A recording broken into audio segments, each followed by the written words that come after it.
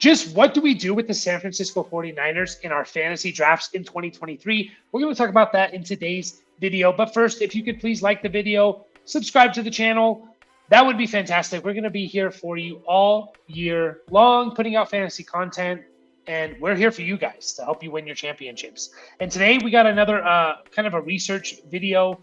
I've put out several of these now up until this point. I have one on Nick Chubb. I have one on the Colts passing offense. I have one on Mike Williams and a few others.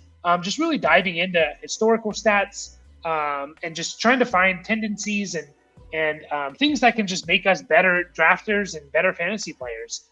My motto this year in fantasy football is limit the risks. Last year, for example, I bought into the Gabe Davis hype, and I took him very early on and wherever he was going in the 5th round, and it came back and it bit me in the ass. And had I been smart and maybe looked into it a little bit more and just not take that risk, that big risk. Yeah, of course you have to take some risks, but I think if we can do a combination of taking risks and going with the safe play, we can really capitalize in our fantasy football drafts and hopefully win championships this year. So today we're looking at the 49ers. The 49ers truly are a unique team, and not only in the NFL, but when it comes to fantasy football. I'm going to quickly show with you guys something here, an image where you can see here the San Francisco 49ers. This is according to NFFC ADP. So, a lot of this is best ball and stuff like that. But, best ball is slightly different than our normal redraft leagues, but it's not way off. It's not like it's a completely different game. You can see here, guys, there's 4 49ers skill position players, running backs, wide receivers, tight ends, 4 of them that could potentially go in the first 5 rounds of your NFL fantasy drafts, of your fantasy football drafts. 4. There's no other team like this in the NFL. No other team has 4 players on the same team that are being drafted potentially in the first 5 rounds. Now, a couple of those teams, there are a couple teams, but they have quarterbacks that are in the first 5 rounds. Like the Bengals have Chase, Mixon, Higgins, and Burrow, but Burrow's a quarterback. The Chargers have Eckler, Keenan Allen, Mike Williams, I think, and Justin Herbert, right? But Herbert's obviously a quarterback. The 49ers are the only team that I saw, at least, that have 4 skill position players, so non-quarterbacks, going in the first 5 rounds. Now, I know Brandon Ayuk, he's just outside of that 5th round in a 12-team league at almost 63rd overall, but a lot of those leagues, and potentially in your leagues, he will go in the 5th round. So potentially 4 guys. And it's really, really hard to think, what the hell do we do with the 49ers? Can all of these guys can they all really return value from where you're going to draft them? And that's kind of what I wanted to look at today. And I'm going to show you guys the numbers here in just a second. And I went back and looked at games last year where Brock Purdy was the starter, because seemingly Brock Purdy is going to be the starter. That's what he's healthy. He's in training camp. He's seemingly going to be the starter with potentially Sam Darnold as his backup. But that's for another video.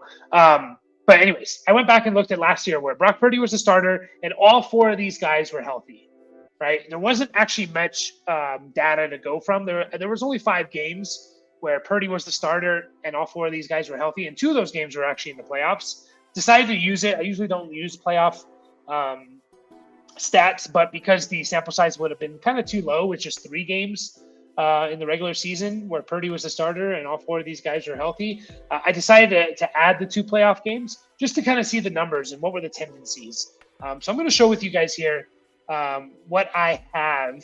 And those 4 games where Purdy was the starter and all 4 of those guys were healthy were weeks 13, weeks 14, 13, 14, 18, and then the 2 playoff games, the wild card and divisional round. I did not count the game against the Eagles in the NFC Championship game because Purdy hurt his elbow in the first quarter, and that game was just a disaster because they had no quarterback essentially. So we're looking at just 5 games, and this is kind of what I found. If you look at the stats here, Deebo Samuel led the way. Deebo Samuel led the way with 34 targets, 22 receptions. Ayuk was tied for second in targets with 26 with Christian McCaffrey. And then George Kittle was last out of these 4 guys with 21 targets in those 5 games. So my question is, where these guys are going, and I'll kind of repeat that for you guys just so you know again where they are going. But can all four of these guys really return value from where you have to draft them in fantasy football? So once again, we'll start with Christian McCaffrey, and I think there's no question here. Christian McCaffrey is the RB1. He should be going as the RB1. If you want to draft him, you're going to have a top 3 pick in your fantasy football drafts. And I'm assuming, half PPR is kind of the format I play the most. So that's the approach I take it, but it doesn't matter. Half PPR, I think McCaffrey's for sure the number 1 overall pick. PPR, you can make a case for Jefferson or Chase and maybe Cooper Kupp, but I would take McCaffrey in the top 3. And I think there's no question McCaffrey's going to return value if he stays healthy. That's just there's no way around it. He's going to put up 800 to 1,000 yards rushing. You can see here in those 5 games, he still had 70 his 17 game pace was 70 catches and 600 yards. The guy's going to be a stud. We don't really have to talk about McCaffrey. He's going to be good if he's healthy. The real question is the Deebo Samuel, Brandon Ayuk, and George Kittle. And again, we look at these small sample size of 5 games, and we see Deebo Samuel, 34 targets, leading the way. Deebo Samuel, once again, is going as the wide receiver 16, and he's going 36th overall. So late 3rd round, early 4th round is where you have to take Deebo if you want him. And again, we look at these stats. He had almost 300 yards receiving, about 60 per game in the 5-game sample size. He had 2 receiving touchdowns. He had also 16 carries, 73 yards, and a touchdown. So if you look at Deebo Samuel, if we take this sample size with Brock Purdy as the quarterback, 17-game season, 75 catches, 1,020 yards, 7 touchdowns, but also 54 carries, 250 yards, and 3 more touchdowns. So we're looking at almost 1,300 total yards, 10 touchdowns with 75 catches. Really, really good numbers in my opinion. I think a lot of people are worried about, Deebo, is he really going to run the ball as much and blah, blah, blah. How does McCaffrey affect him and all that? And to be honest, I went back and looked. I think it was 9 games where Deebo and McCaffrey played together when McCaffrey was traded over and the games Deebo was healthy. It was 9 games. And I think Deebo had 26 carries in those 9 games. And again, you extrapolate that, that's about 50 carries for an entire season. So even in his big season in 2021, where Deebo was the wide receiver 2, he only had 59 carries. It's not like he had like 100 carries. So I still think they will use Deebo. The value of him running the ball is just too good. Maybe it's only 2 times a game or 2.5 times a game. But even then, we're looking at 35, 45 carries, in my opinion, that Deebo's going to get. And that's just super, super valuable. He's averaged, I think, about 6 to 7 yards per carry in his career. So again, you get 40 carries, right? You're looking at 250 yards potentially. 250 to 300 yards, I think, is what Deebo's going to give you on the ground this year. So a lot of value there. So again, Deebo's going as the wide receiver 16. So we look up here, right? And we look at, I went back and looked at the last 5 years and what the wide receiver 16 averaged over the last 5 years. And here it is. Over the last 5 years in half PPR leagues, the wide receiver 16 averaged 85 catches, 1,074 yards, total yards, and 6 total touchdowns. You look at Deebo, he's kind of bang on with that. Even a little bit over, because Deebo, his projections with Brock Purdy, about 1,200, 1,300 yards, 10 total touchdowns, 75 catches. So he's pretty bang on with the wide receiver 16. So I feel very confident in Deebo Samuel, and I always like to buy into talent. And I do think Deebo Samuel is the most talented player on that team. I like Ayuk. Excuse me. I like Ayuk. I like Kittle. Maybe CMC is the most talented, but looking at Deebo, Ayuk, and Kittle, I think Deebo is a step above those guys in just terms of his talent and his ability to kind of take over a game. I really do think Deebo is just a special, special player. And we saw him in 2021. The guy, even without his rushing stats, the guy put up over 1,400 receiving yards. There's like 15 guys in the league, and one of them is Deebo, that have put up 1,400 yards in a season receiving. That's a huge number, a huge number. So I really do like Deebo this year. I think he can return the value of wide receiver 16. I think if healthy, I think that's kind of his floor, to be honest. And I think his ceiling is a little bit more like a wide receiver 12 overall. I don't think he can get into maybe like the top 7 unless one of these guys get hurt, in my opinion. I don't think he can get into like that top 7, maybe not even into the top 10, but I think he can easily be a top 16 guy. And I think he has that potential to be into like that top 12 type of player. So I'm good with Debo where he's been drafted. We're going to go to Brandon Ayuk. Brandon Ayuk, actually, his 5 games, he had a good year last year. I like Brandon Ayuk a lot. He had 1,000 yards last year. Yeah, 1,015 yards, 8 touchdowns. He looked good his rookie year, kind of had a rocky sophomore year, but really bounced back last year. And I really do like Brandon Ayuk. I think he's very talented. It's just that he plays a role in this offense that I think doesn't cater as much to fantasy friendly as these other guys, as a Debo, as a CMC, and even as a George Kittle. These dump off passes, these runs, these jet sweeps they give them, and things like that. They give those to Debo, and even Kittle gets a couple rushes, a handful of rushes every year because he's that talented. And they don't really use Ayuk that way. They use him as a little bit more of a field stretcher kind of. He's not really a field stretcher, but he's their best deep threat.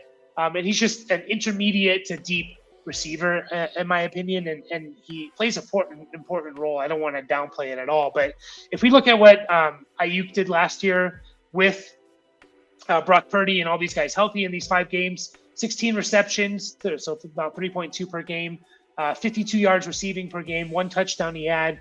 So we extrapolate that over a 17-game season. We're looking at 54 catches, 887 yards, and 3 touchdowns. Of course, there's potential for him to do a little more. There always is, right? There always is. But if everyone stays healthy, these numbers seem quite accurate to me, in my opinion. I can see a boost in the catches, but that 800 to 900 yards and touchdowns are always hard to predict, right? They're always fluky, and you can't predict them from year to year. So yeah, I could see a little bit more in the touchdown range, but I'm a little worried about Ayuk. He's currently going as the wide receiver 29, so there's not a huge risk in him, but he still is a 5th or 6th round pick, which is super valuable, right? You need to hit on those top 5, 6 picks. You really need to hit on at least 4 of those if you want to win your championship. So you have to take Ayuk in the 5th or 6th round. That's just the fact of the matter. And I went back and looked. Again, he's going as wide receiver 29. I went back and looked at not Brandon Ayuk, but wide receiver 29 over the last 5 years. And here are the numbers. Wide receiver 29 over the last 5 years, averaged in a half PPR league, 65 catches, 906 total yards, and 5 touchdowns. Pretty close to what you see from Brandon Ayuk's projection, right? Of potentially what he did with Brock Purdy. Pretty almost bang on, almost like with Debo. Yet, unlike with Debo, where I see this more as his floor, I see this more as like Brandon Ayuk's ceiling if all these guys stay healthy. Obviously, if one of them goes down, it boosts all these guys, right?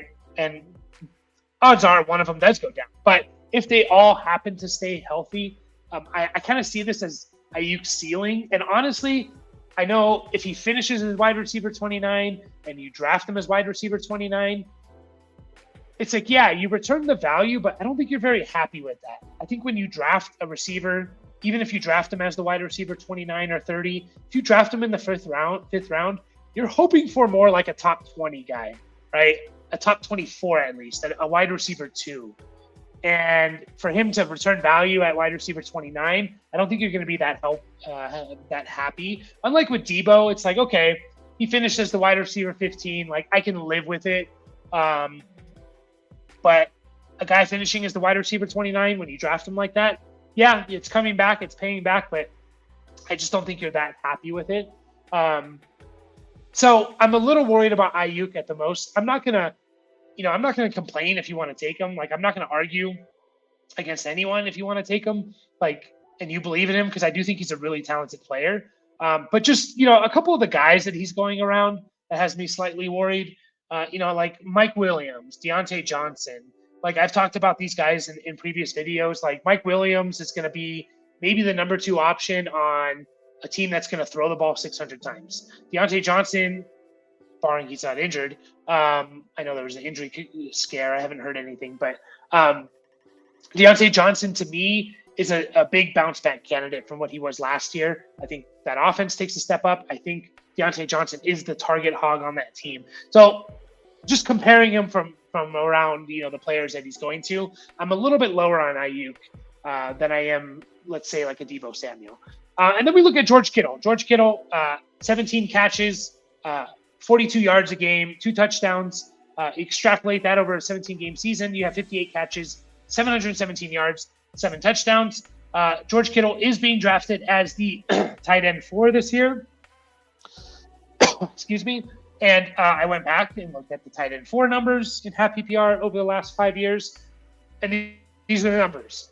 68 catches, 828 yards, 8 touchdowns. So again, almost bang on from what you're maybe potentially getting, or what the projections are for George Kittle with Brock Purdy as the quarterback. Now, my philosophy when it comes to tight ends, I don't really want to draft one in the first 5-6 rounds. If you want Kittle and you believe in him, you're going to have to take him. I will say this.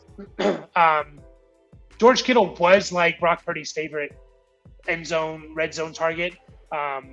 Unfortunately, a lot of those touchdowns came in a game where Deebo was hurt, so they're not in these numbers here. So I do think there's that kind of path for George Kittle to maybe come down in the yards, only 700 yards or 60 catches, but he could get those double-digit touchdowns, in my opinion. Never been a big touchdown guy, but he was last year with Brock Purdy, so there is that path with Kittle. I'm not going to take him just because I don't take tight ends in the first 5-6 rounds unless I'm getting like Kelsey or Andrews at a value. But if you do want to take him, I do think there's a solid chance that he does return value. But again, I think we're kind of drafting him at like his ceiling, right? Just like with Ayuk, I think we're drafting Ayuk kind of at his ceiling. I think kind of the same with Kittle. So overall, I guess when it comes to the 49ers, like I'm in on Deebo. I'm obviously in on McCaffrey. If I can get a value out of Ayuk and Kittle, I'm going to take it. Like, for example, if I can get Ayuk late 6th round or even early 7th round, I'm going to jump on it. If I can get Kittle, in maybe the late 6th or 7th, kind of the same area, I'm going to jump on it. But where they're going and where you have to take them, I think I'm kind of out on them because I'm just worried about too many mouths to feed. I'm really curious as how unique of a situation this is, where we have 4 fantasy players, really relevant fantasy players, going potentially in the first 5 rounds of fantasy drafts, and one of them not being a quarterback. I'm very, very curious. One last thing I will say, these numbers do include the Week 14 game where Deebo Samuel actually went out with an injury, I think 5 minutes left in the second quarter. And Deebo Samuel was on pace for a big game that game. He had 4 catches and 60 yards. I think he had, or 50 yards. I think he had another 20 yards rushing. He had a touchdown already. The dude was on pace. It wasn't even halftime. He was on pace for an 8-catch game, 120 yards, 120, 130 total yards, maybe another touchdown. So keep that in mind as well. I think that favors Deebo a little bit more. And finally, I'll kind of wrap up with just saying Ayuk last year, I think it was close to 35% of his yards, catches, and almost 40% of his touchdowns came in games where Deebo Samuel was not there. There's only 4 games where Deebo Samuel missed. Well, 4.5 if you count that Week 14 game. And I think 35 to 40% of Ayuk's production actually came from those games, which is, again, a little concerning because if Deebo's there, I think he is the main guy. I really do. Him and McCaffrey. Also, Ayuk finished top 24 6 times last year. 3 of them were in games that Deebo was out. 3 of the 4.5 games. So, again, just a little concerning with Ayuk. I like the player. I think he's great. I'm not going to argue anyone that does want to take him in the 5th round. But I'm just laying out the numbers for you guys. I'm trying to help you guys. I'm trying to help minimize risks there. To me, there's a couple other players going around Ayuk that are a little less risky. And that's kind of what I have. I'm really interested to see how this 49ers offense turns out with all these mouths to feed and Brock Purdy at the helm. And can he continue his success that he had in his 8 games starting or whatever it was? The dude was really, really good. So that's all I have for you guys today. We'll be back with more research videos probably up until the season starts, about another month or 6 weeks or so. Appreciate you guys watching this. If you could again like the video and subscribe to the channel, that would be fantastic. And I'll catch you guys all next